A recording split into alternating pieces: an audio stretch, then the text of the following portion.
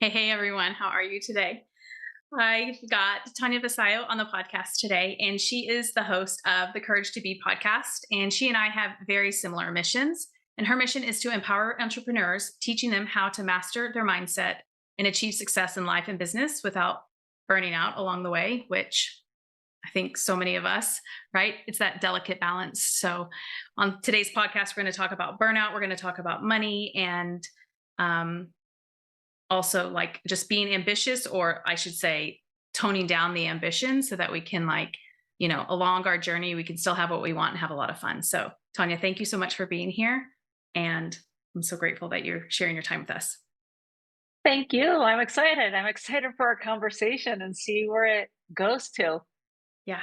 So you want to dive in and talk about your experience, because one of the things that I have always said about the podcast is I want people to listen and to be like, hey, you know what? I'm not the only one that's experienced that. And so I share a lot of my journey and my experience on the podcast.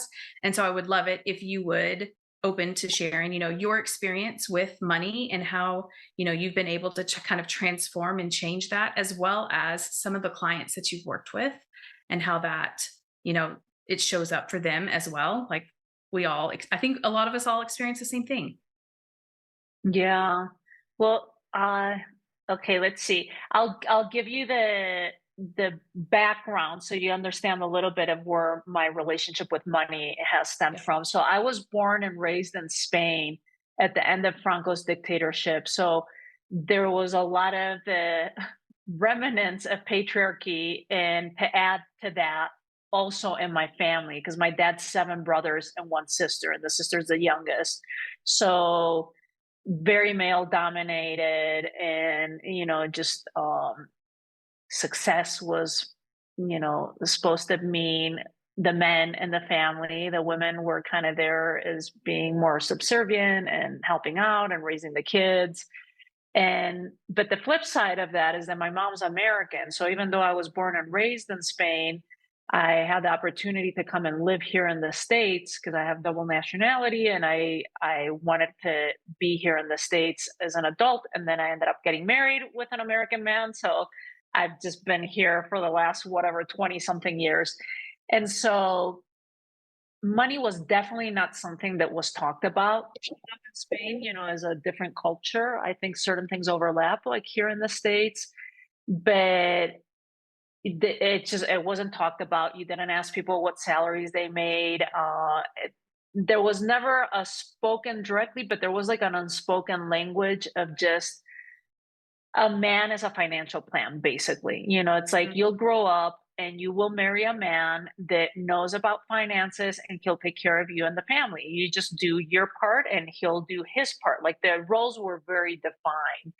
And if you're not lucky enough to marry a man, then your dad or your brother or your uncle will take care of you. And when the dad's not in the picture, it'll be your brother. If you don't have a brother, which is my case, then it'll be an uncle or something. But it's always like a male figure Mm. that's the one that's going to be in charge. Or these were my beliefs and in my upbringing, because it's interesting. I speak with some of my cousins' wives or other women in Spain that are friends of mine, and they don't have the same perspective. So this is my particular perspective, meaning that I gave growing up to all these things. But anyway, I was here in the States and I started my own business in 2015. I think it was towards the end of 2015. And I was learning all about business and business and business. But one of the main things is when you're running a business, in order for it to be successful and to know that you're running a business, you have to have a good relationship with money. Yeah. Because business is all about money. It's about Money. exchanging money. So there's no way around it. Like, as much Yeah. as you want to avoid the subject, you can't. It's kind of like saying, well, you know what? I'm going to ignore health. I'm not into health. I don't want to learn about health uh, because it doesn't rock my boat. I don't really want to learn about it. But guess what? You have a body, you live in a body. And if you don't learn about health, then it's just going to be a more difficult journey on this planet. Let's put it that way. So I realized I'm like, oh, okay, well, let's dive into the subject of money. And so I started surrounding myself with mentors, teachers, did all kinds of courses, certifications, regarding money because I became very curious about it. That's how I explore, subjects when I'm interested in them. I'm like, okay, let me go learn. Let me tackle it from the psychological perspective, from the financial perspective, from the mindset, from the spiritual side. Like I've done every uh, piece of work that you can think and continue to do. It's not a one-stop shop. Like it's a constant, learning. You find new mentors, you find new colleagues, new masterminds. But it all started, I can share with you a story, Erin, of when we moved back. So we worked in corporate. I worked in New York City, for these multi-million dollar companies like Mhm. Starbucks, Samsung, AT&T Wireless. I did all their advertising. I was an art director in New York City. And um that's part of the burning out and just like, okay, I don't want to do this anymore. Mhm. And we quit our jobs. My husband was also an art director.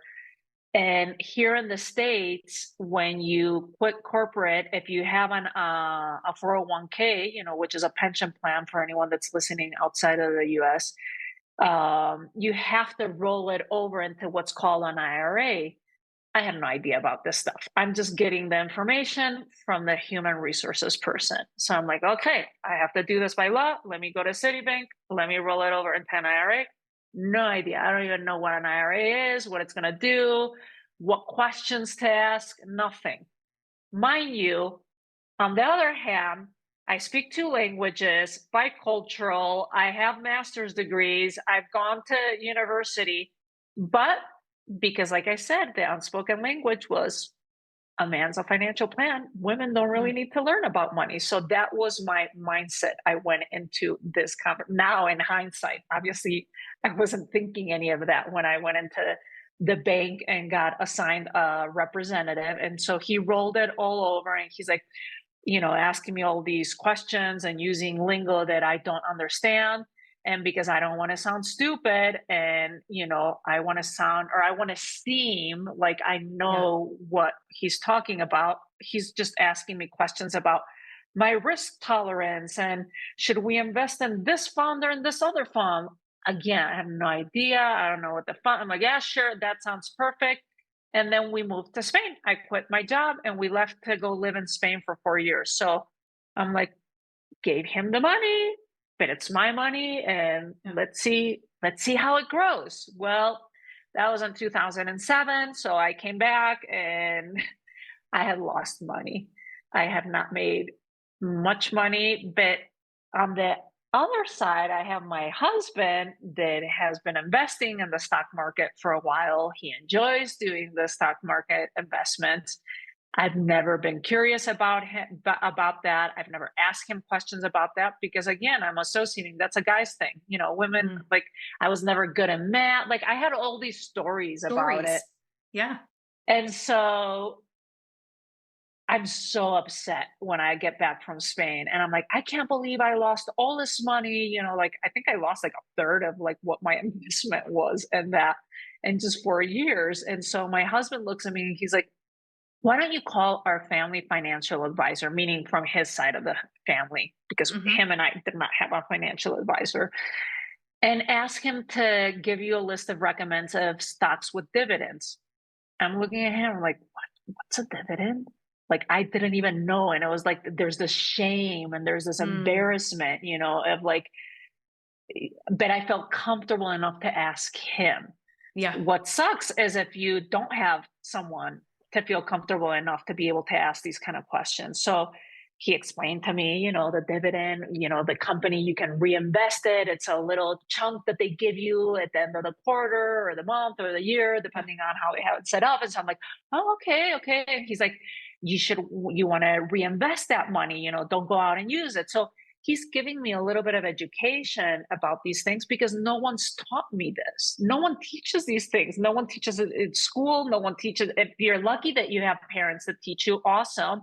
Or if you have a husband like I did that was awesome at wanting to explain, because not all husbands or partners want to do that. I remember a client of mine that with her partner, and he also invested in the stock market. And she kept being curious and asking questions. And he's like, "No, you don't want to learn about that. It's not your cup of tea." So we want to foster education around this. So anyway, the financial advisor sent me the list. The good thing is that I'd been working in advertising, so I went through that list and I'm like, no, not that company, not that company. Like I just knew certain companies that I'm like, I'm never putting my money there. Like I just, my values Yeah. didn't align with them, because Yep. I knew from behind the scenes on certain companies that I had worked with and pharmaceutical and stuff like that, that I was like, no, no, Yeah. no, never. And so what that did is it made me feel very empowered, in the sense of I picked 5 companies and different sectors. And this was more an intuitive thing, because again, it wasn't like education. He just sent me a list and I followed their advice, my husband and the advisor. Yeah. And I picked 5 stocks, and then I let the money grow, and Yeah. just I'd look at it every so often, or every 6 months or something like that.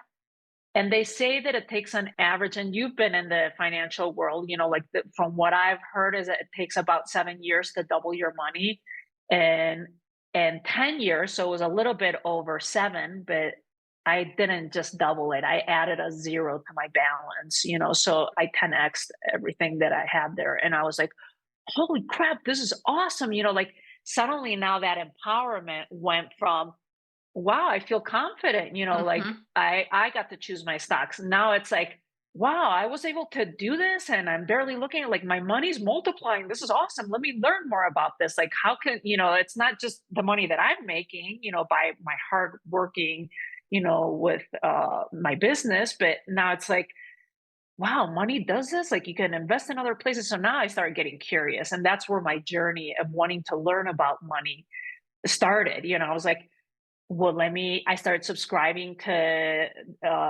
different companies that do the research for you of Yep. stock investments, from Agora Financial to Motley Fool, like all these different things. So Hmm. I'm not a financial advisor. I'm just a regular, ordinary woman that Hmm. got curious and wanted to learn about these things. And so from there, first I started learning about the stock market and how could I grow my money from there and what companies to invest in and stuff. Some of them were good investments. Others were like, "Ew, that bad idea. Should have gone down that route." And then I got curious about crypto. And so I started getting involved with crypto in 2017. I did not understand it completely, but it was just more an intuitive thing of just like, no, this Mm. is the future. And I just speculated. It's not like I took all my portfolio Yeah. of money and put it in there. And Yeah. so my next thing now is I want to learn about real estate investment. I'm like, Mm-hmm. I want to learn, like, how do people become wealthy? By learning, by educating yourself. Yeah. And realizing that it wasn't just my dad and the men, that my uncles that can become successful with this. It's almost like I needed to prove to myself and to them of like, no, I can be as successful as you or more, like Yeah. this is not a gender thing, No. so I became very curious. Like I mentioned before, I started learning from different mentors. I tackled it more from the spiritual and mindset side. Like a lot of my teachers were women, Yeah. and learning about wealth, learning about investments, learning about the psychology behind money, learning about how we relate to money. Yep. And then I started teaching it because I was already teaching women in my groups about business, and how to grow their business, because I was having success with it. And I launched a course, I want to say almost 3 years ago, that was called Money Magic Miracles, because Hmm.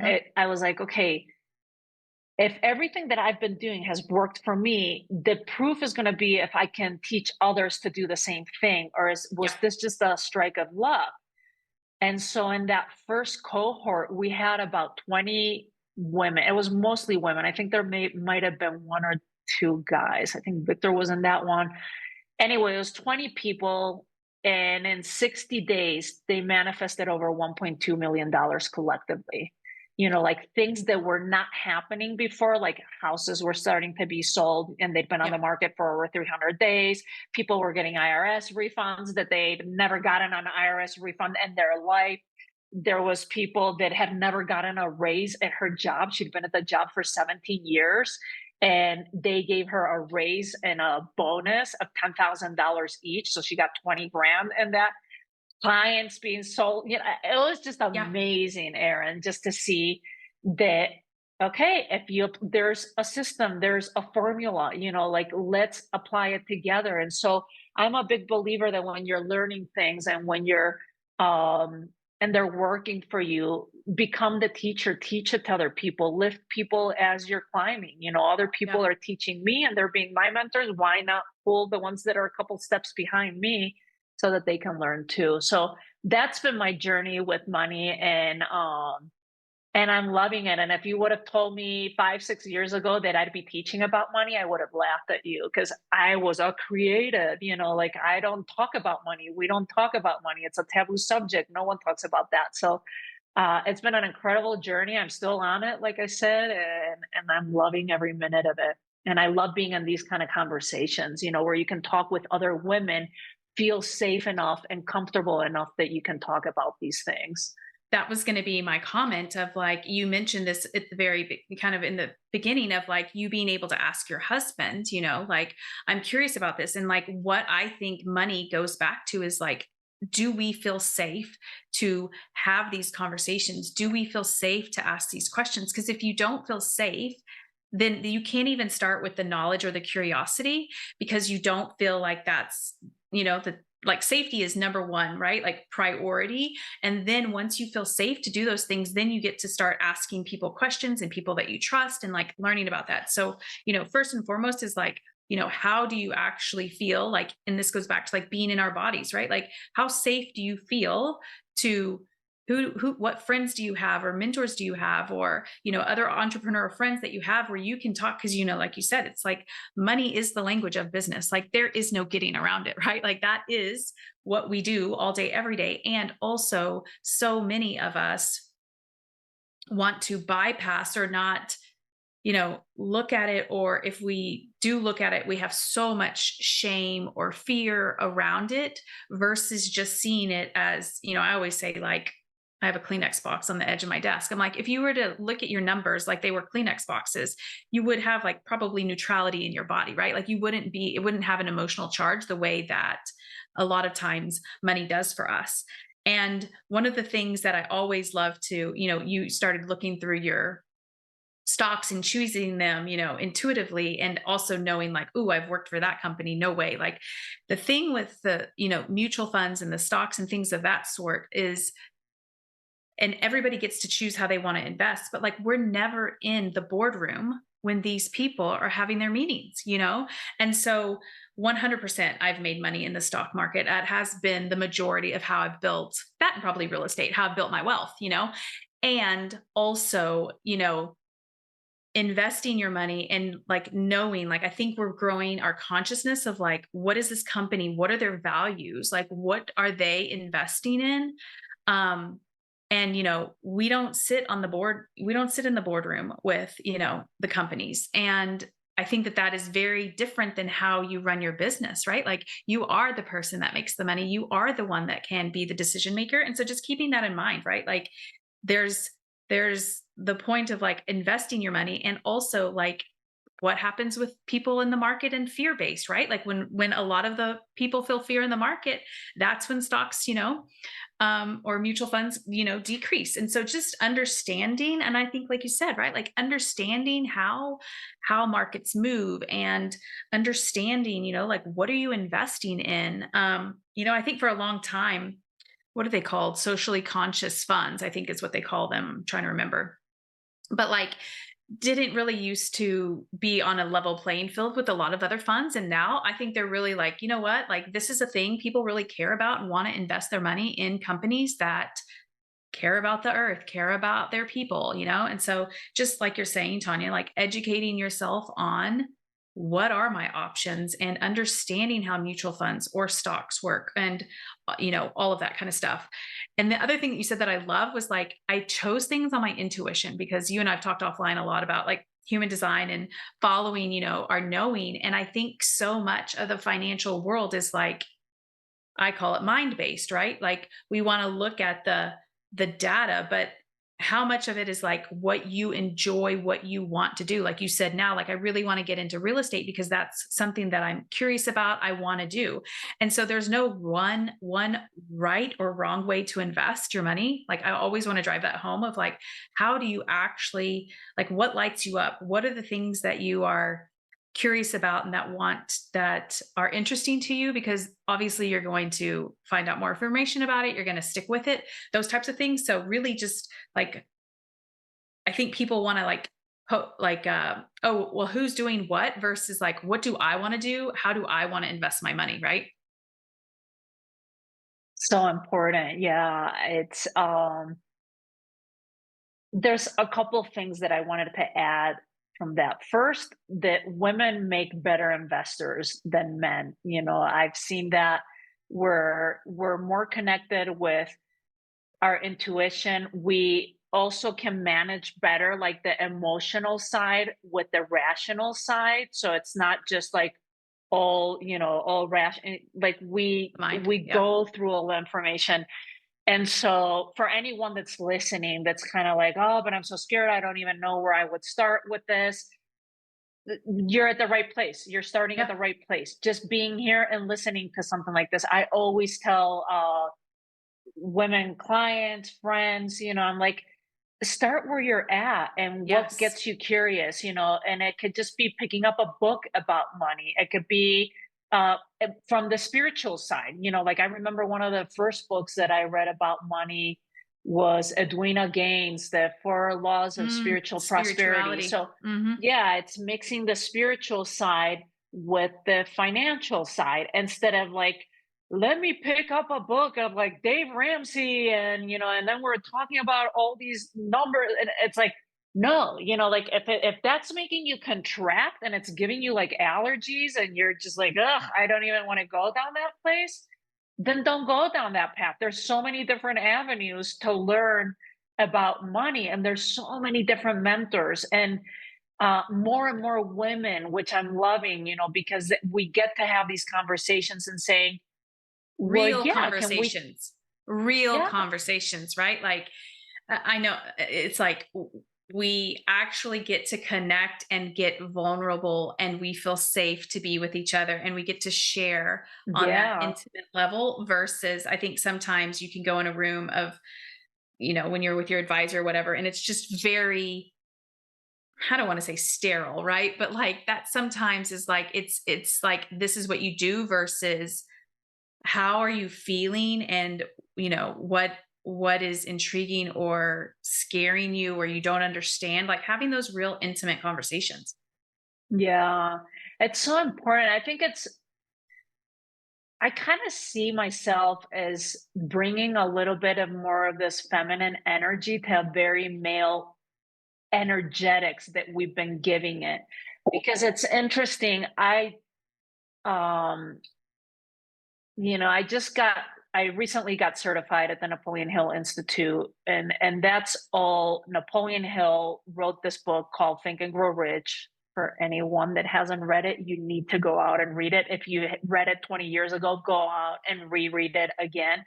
So it's all about, it was written almost 100 years ago. It was 500 interviews that he did with the successful men of that time. So again, very male, you know, energetics behind it. The principles are outstanding and they've been proven. It's that book has made millions of millionaires, of just following the principles.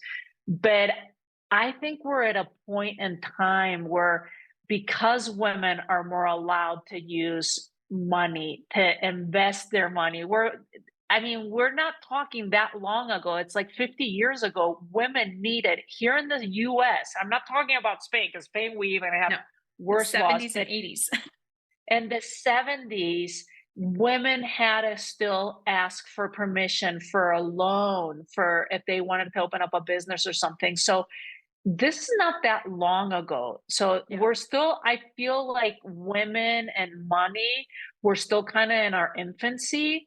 Mhm. And as we keep growing and having more of these conversations and injecting it with more of our feminine energy, um, I think it's going to be pretty amazing to see what the world is doing in 100 years. Because first off, women are going to be inheriting a lot more money. There's going to be much more money in women's hands. Women are the decision makers in families, when they have men around. But the other thing that I wanted, and it's swinging back to this, it's so important for everyone that's listening to start asking yourself those questions of, how do I relate to money? What are my beliefs around money? Because here's the thing, 50% of marriages end up in divorce. If you're one of the lucky ones that stays in a marriage and that 50% that made it, out of that 50% that's in the marriage, 80% of those women will outlive their spouses.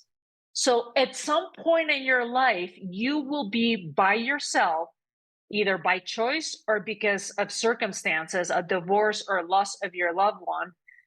You're going to have to face finances on your own. So why not do it while you're in a good place, you're being curious, you're wanting to have these kind of conversations versus emergency crisis. My Mhm. spouse just died. I don't know what the hell I'm doing, and what I'm doing with money. And I have several stories. I'm sure you do too, Erin, in the financial world of like spouse suddenly dying and a woman not knowing they were very wealthy, but she didn't know how to pump gas in the car. She didn't know how to write a check because the husband handled all of it. That's just one example. I knew another woman.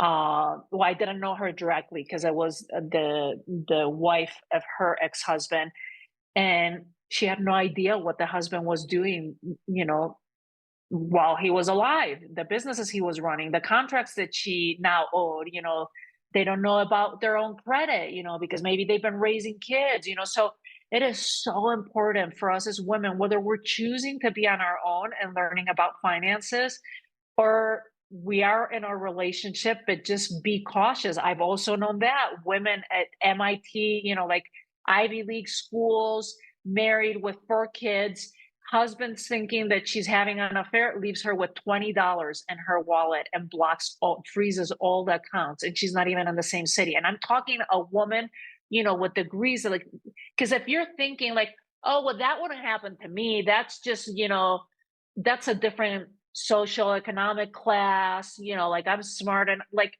I've seen it no, in all areas. I've yes, seen it's it an with women and men of yes, not paying attention, not knowing where their accounts are, not knowing how much, not sitting yeah, down and talking about it.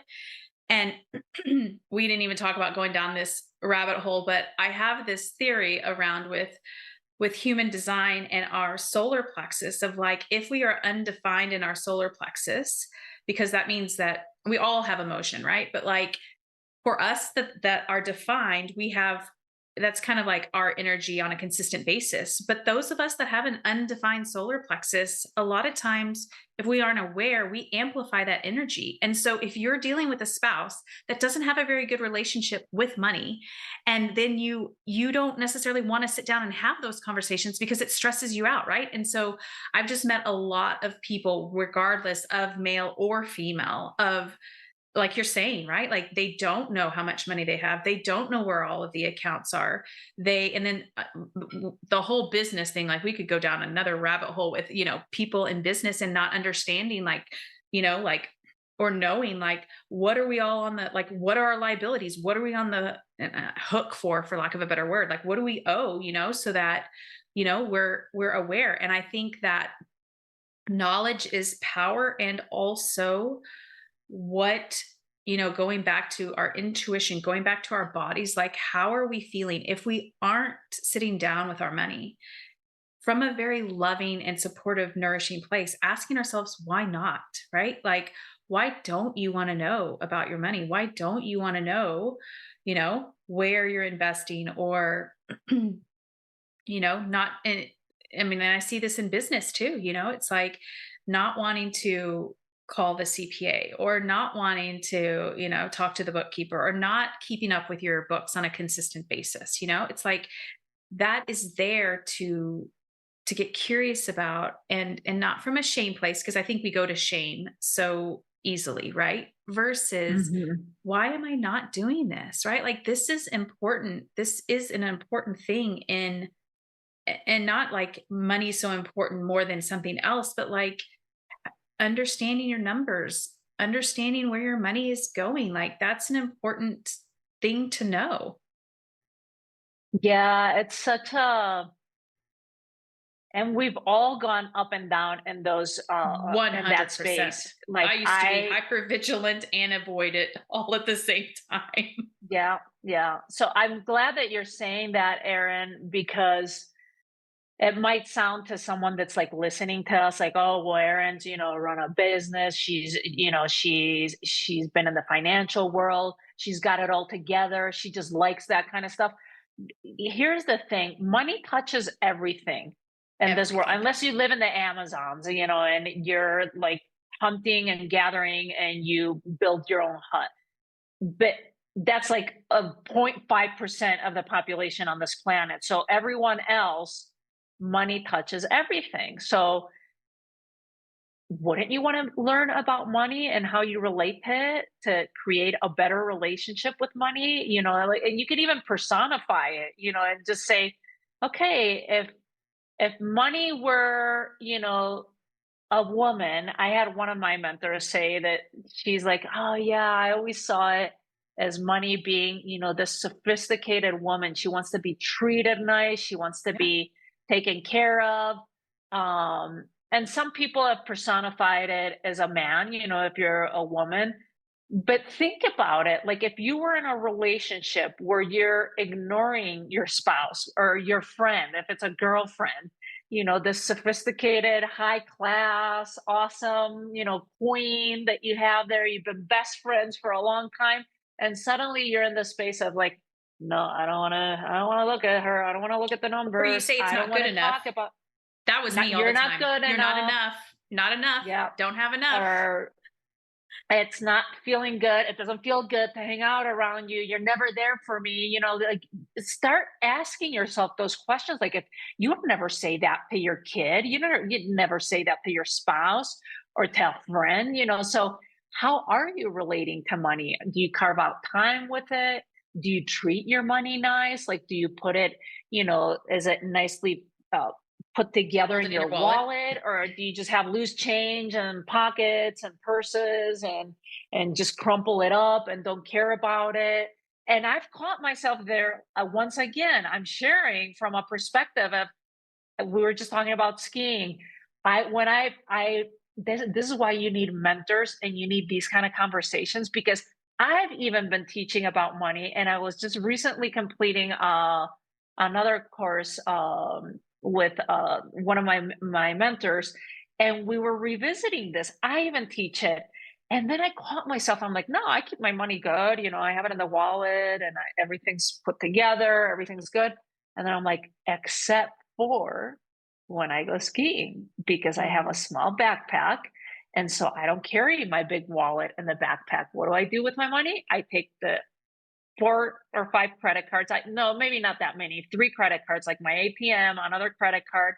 And then I fold up the bills, whatever change I have, and I wrap it around with a rubber band. And I was like, when I became aware of that, I was like, oh my God, here I am preaching that we have to treat money nice, and I'm even doing it. And I'm not like, I'm bundled, even though it was nicely folded, but with a rubber band. Come on, Tania, like just take your take your wallet, and put it in the backpack, the whole thing, and start doing what you preach. It's like, but here's the thing, I just wasn't aware of it. I needed someone to reflect back to me. I was like, ooh, I caught myself. So this whole relationship with money is an ongoing thing. It's not a Yep. one-stop shop. It's not like, oh yeah, let me do Erin's course, 8 weeks, I'm done, I did great, and then I don't have to deal with it ever again. Or I go to my accountant, I do my taxes, I don't have to work. No, it's ongoing. Money touches everything. So why not foster and create that relationship and make it better and better every year?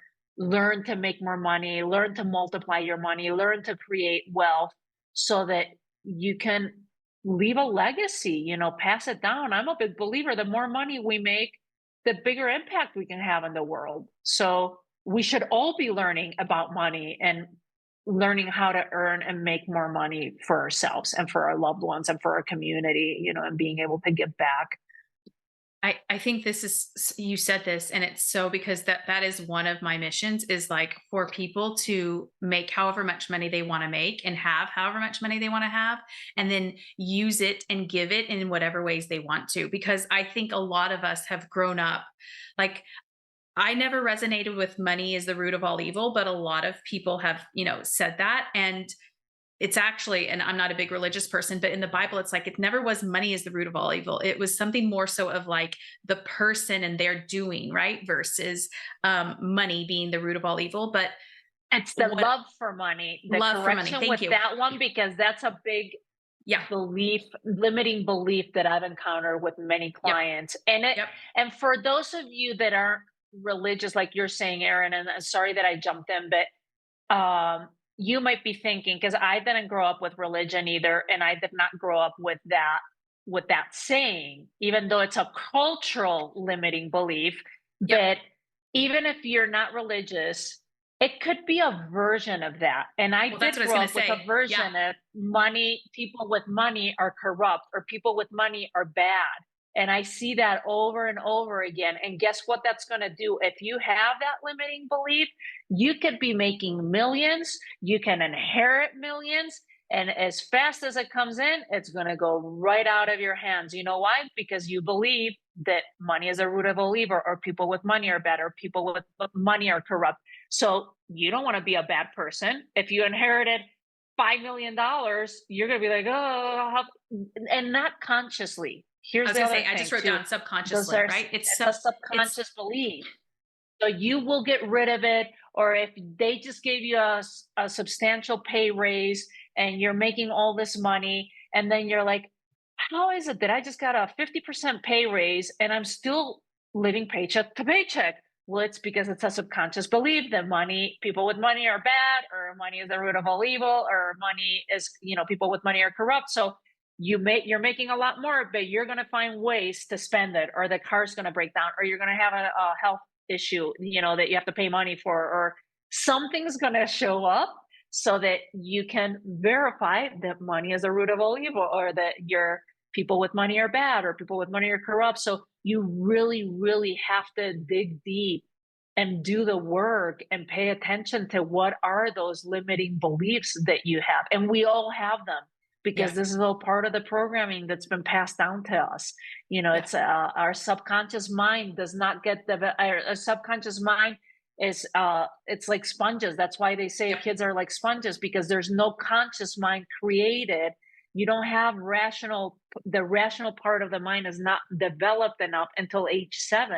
So Yep. from the moment you're born until 7, you're just absorbing everything, from the arguments between your parents about money to the kid that took the dollar from you, or whatever your story. We all have the stories, or the beliefs that you were given, through your place of worship, through your teachers, through your caregivers, through your parents, so we really have to analyze what are those limiting beliefs, because if you haven't, I don't care what age you are, most likely your 7-year-old is running your financial life. You're Yep. making decisions based off of the meaning that your 7-year-old made about money. Yeah, totally. That's what I was going to say is like, I didn't grow up religious and I didn't have the root of all evil, but my parents used to fight about money. And so here we go back to what you just said, right? Subconsciously, oh, money, if I have money, then that might mean I'm Fight. going to fight and I don't want to fight. Right. And so, like Tanya's saying, it's like being aware, but it is very, I don't want to say specific, but that's the word that's coming to mind, right? Because someone might say, oh, well, I don't have that belief, but you have to look at like, okay, but what does your current reality show you?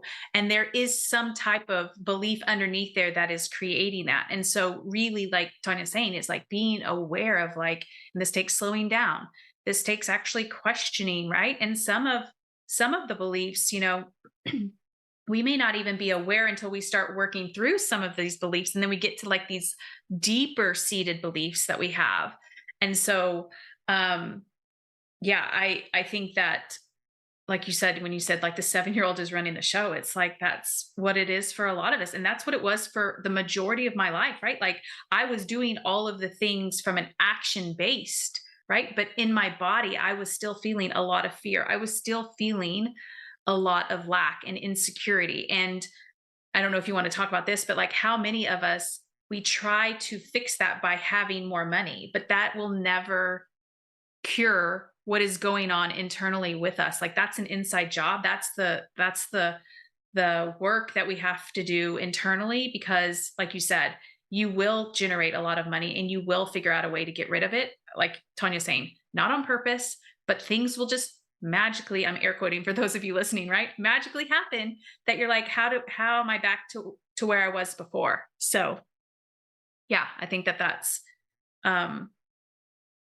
really really being clear on like what are my beliefs, and what is my reality compared to what do I want to believe, or what do I think I want to believe. Yeah. It's so important to do the inner work, like you're saying, Erin. Just pay attention, pull out a sheet of paper and journal and ask yourself the questions. What did my mom believe about money? What did my dad believe about money? What did my grandparents believe about money? What do I believe about money? What did my culture tell me about money? What Mm, did my religion tell me about money? What did the media say about money? Like when we're watching movies, when we're listening to podcasts, like what did I observe? Because that's all the programming you currently have. If you've never done this, you are still being run by the program that's been given to you. And it's not your fault. It's none of our faults. This is just the way our subconscious mind has been programmed. But if you want different results in your life and you want to start cultivating a relationship with money, if you want to start generating money and keeping it and growing it, not just making it, because a lot of times people are like, oh, I don't need to worry. I make a ton of money. Yeah, but how much of that have you kept? Like, do yeah, you keep your money? Do you know having how it. to grow your money? Are you building wealth for your family and your loved ones? So if the answer is no, and you're not liking the results, that means that you need to do some internal work on this, and just question, ask, think about what your beliefs are, because what's holding your back is it's these paradigms, it's these limiting beliefs that you've acquired. Yeah. And I think also too, like one thing that has been really paramount for me is when it comes up, like it just came up the other day, like when Tanya's saying, like, Erin, I know all kinds about finances, and it still comes up for me, right? Because that is a sensitive subject for me. And being present with it. Like so often we want to repress it or suppress it in some way, right? Like we want to go do something, or we want to turn on the TV, or we want to get on our phones, or like actually seeing it and allowing it to be there, right? Like for me it comes up as fear for sure. And so being present with myself in that moment and allowing that to come up and to be seen, because those are those parts of you, like Tanya's saying, she was saying, like when your mind is 7-year-old running the show, it's like that's that 7-year-old body, right? 10-year-old body that didn't feel safe, that didn't feel like everything was going to be okay. And so, in those moments that you're experiencing it, I would encourage each of you to spend some time with yourself in that moment, right? Like, I think so often we're like, we don't have time for that, versus no, like, there's nothing more important than you and how you feel, and letting that come up and come out and to be released. Yeah, it's so important. I think the key element there is awareness, because Mhm. like we were mentioning before, it's ongoing work. It Yep. doesn't matter how successful you've been, whether you've worked on finances like Erin, like it doesn't matter. Nope. Even the richest people out there have moments of insecurity, have, like you have to be able to become aware of what you're doing, how it becomes easier. Like I'll share with you, one of my limiting beliefs or my upbringing was our family were this badge of honor. It's we're so proud because we're hardworking. If you want to be Mhm. successful and you want to make money, you have to work hard for it. Mhm. And so, like, I'd pay my dad a compliment. Like they got named best uh, company around the world, and the Spain division was the one that got selected. Oh, congratulations! That yeah, but I had to work really hard for this. So that when it's Mhm. on a loop. You keep on getting this feedback. You see him leaving early, coming late, and then he did become successful. He did make his money and all these things. But that's just a limiting belief Yeah. that he has, and now I've acquired, and I can't tell you how many years it's taking me to untangle this belief, and Yeah. so I still catch myself to this day and age. It gets easier and easier, and I catch myself faster and faster, Yep. but I might be like in the middle of a launch or something, and I'm like, oh no, and we have to do this, and so I have to make it harder and make it, like I have to generate all this subconscious work, and air quotes again. It's like, no, it can be as easy. You can still make, a good chunk of money. You could still make a big amount of money on the stock market, or you could be, Yeah. like, you don't have to work all this hard. So my invitation is, number one, is become aware, of like what Erin's saying. You have a feeling, you feel fear in the body because of some money transaction or something that's going on with money. Analyze it, sit with it, become aware of it. Don't try and suppress it. And then the second step would be, go sit down and write about it. Why did I just feel like that? Why did I react that way? Why was I not wanting to give a bigger tip? Like why was I being stingy with that? Or why didn't I give myself the massage? Why didn't I permit myself or gave myself the gift because it's too expensive? Like, analyze, think. It's all about thinking. It's just pay attention, journal about it, and then take action. And once you uncover that limiting belief, in my case, you have to work hard for money. Someone else's case, it might be money is the root of all evil, or I'm not deserving. I'm Or just it could be naming several of some. those, right? Like I have Yeah, it could a be a lot of them. combination of them. And then once you decipher what it is, then just go look for evidence of the opposite. If you believe that money is the root of all evil or people with money are corrupt, I want you to go out and find at least 5 people that are not corrupt that have a lot of money. Yeah. One example would be Mother Teresa. I know a lot of people too, like, oh, you can't be spiritual and think about money or have money, or you can't be happy and have money. Well, why not? You can have both. You can be spiritual and have a lot of money. And not only that, spirituality and money, I'm a big believer that live on the same Same. vibration. Yep. People that are very spiritual are very connected.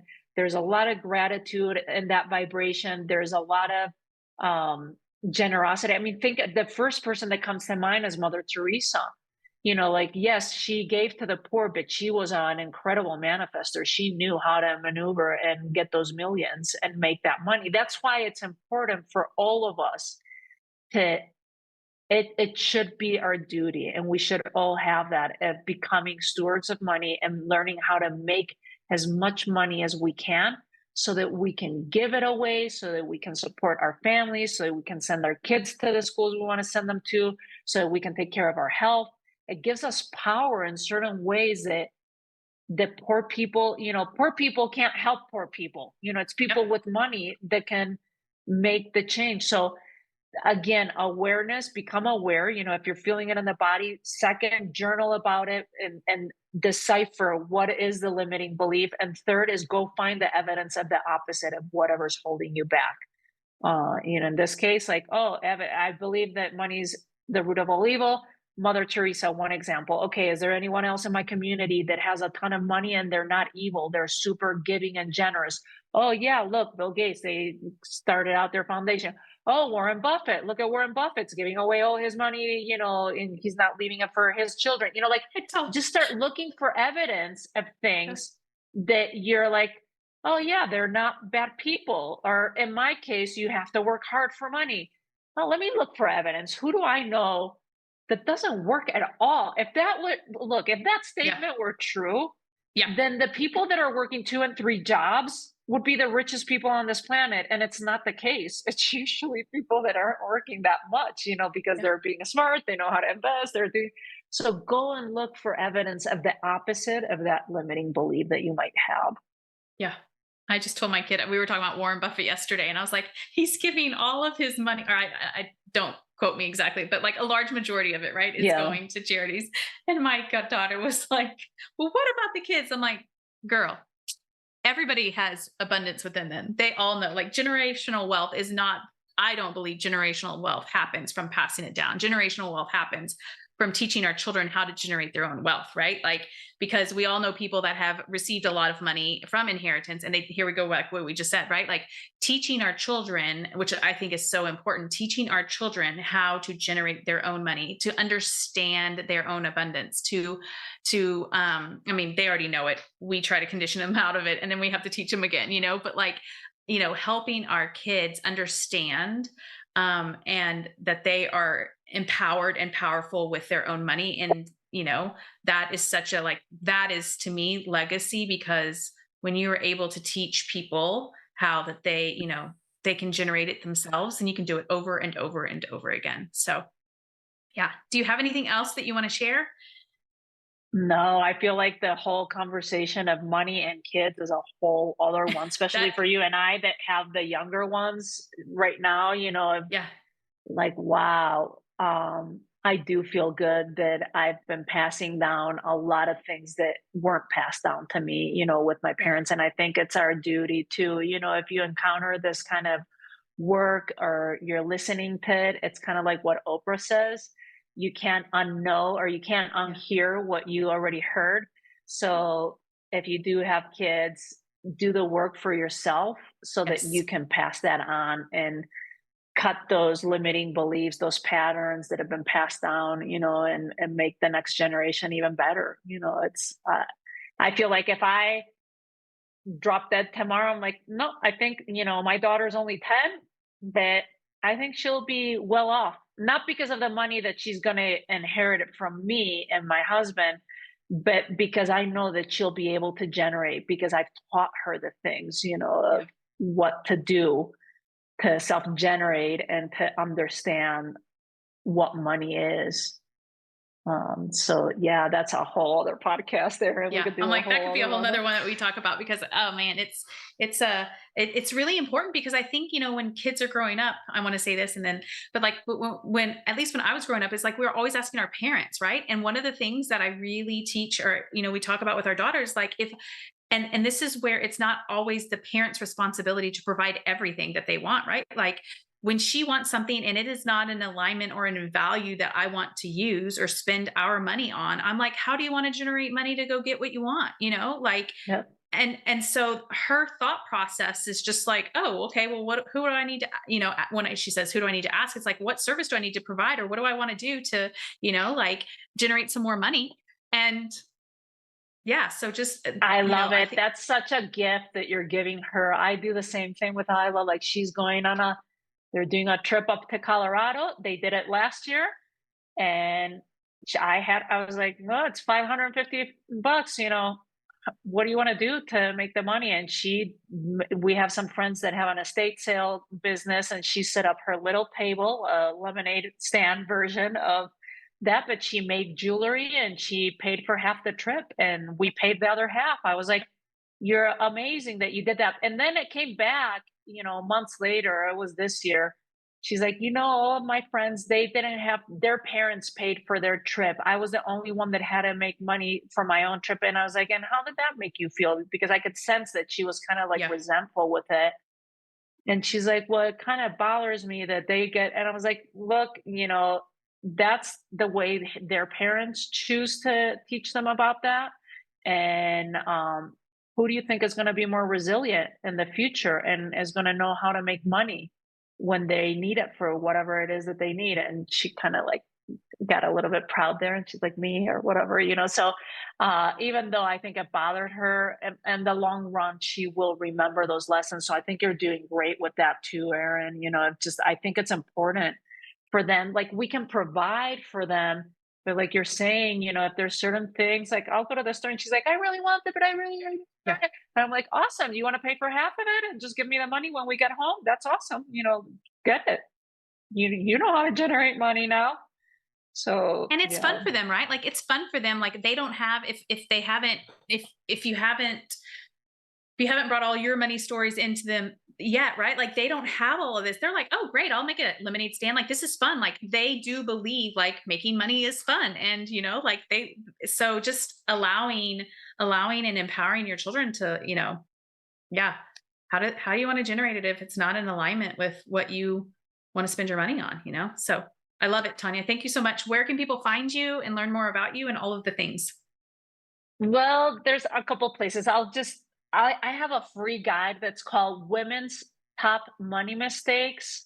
So if you go to womenstopmoneymistakes.com, it's women's top money mistakes and how to fix them. So you won't be left with like, oh my God, am I doing this wrong and this wrong? And now what? No, you'll learn a lot of things. Some of them we've covered in our time together here, but there's other tips that I have there in that guide that hundreds of women have downloaded that guide, and many of them have used them. Some of them are from our Money Magic Miracles course, and you'll be able to, if you apply them, things will start changing for you, is where I'm going to. And the other place you can come and listen to me on the Courage to Be podcast. If you are a podcast listener, since you're here, and Erin has been on my podcast too. She's been a guest there, so That was fun. you get to listen to Erin and her stories too. So come and listen at the Courage to Be, and you can find me there, or with the guide, you'll get access to my community newsletter and all those things. Perfect. Okay. Thank you, Miss Tanya, so much. Thank you for sharing your wealth of knowledge and your time. I appreciate it. Thank you, Erin. Thanks for having me. And for everybody that's listening and watching, I appreciate each and every one of you. Thanks.